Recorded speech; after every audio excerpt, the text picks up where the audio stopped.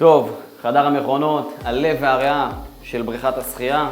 אפשר לשים לב לתכנון המופתי שיש פה.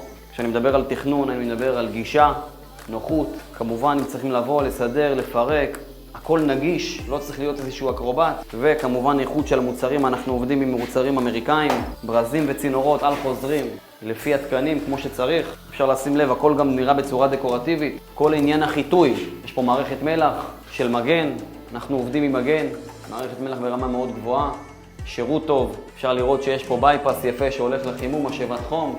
כמובן, שימו לב, משאבות.